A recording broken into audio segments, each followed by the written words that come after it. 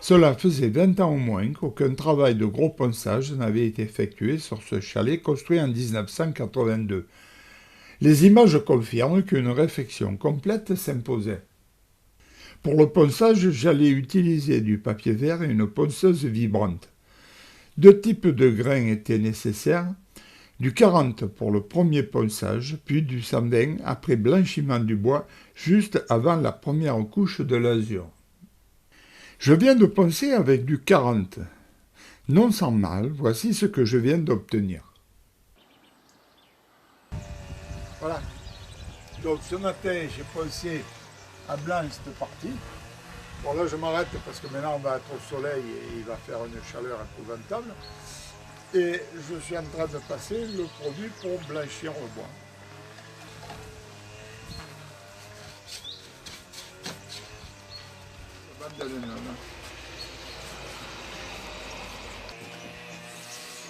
Produit qui blanchit le bois. Voilà, maintenant on va mettre de l'alcool à brûler pour enlever le produit blanchisseur.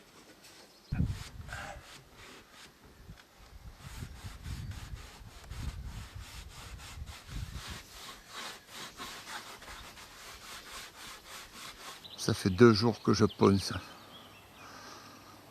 J'ai fait le côté droit fini. J'ai passé l'acide pour blanchir et j'ai nettoyé avec l'alcool à brûler.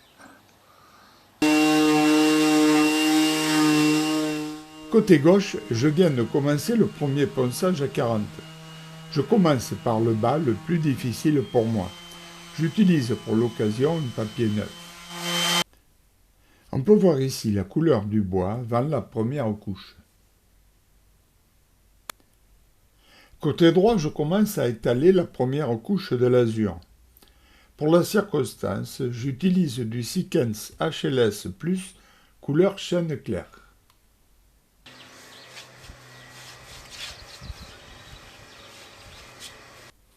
Côté droit, la première couche est terminée.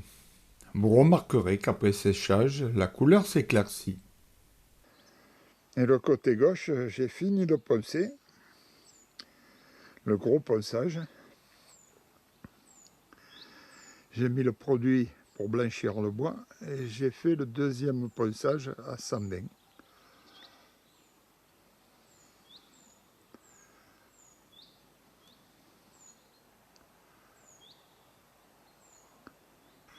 Voilà la couleur du bois à l'origine et voilà ce qu'il est devenu après ponçage.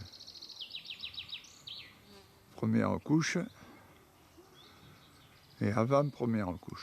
J'ai ensuite passé une deuxième couche en utilisant le même produit. Puis pour la couche de finition, j'ai utilisé du Sikens Filter 7. Voici le résultat après une semaine bien remplie. Pour information, entre chaque couche de l'azur, j'ai légèrement rayé celle-ci au 120 après un séchage de 24 heures afin de faciliter l'accrochage de la couche suivante.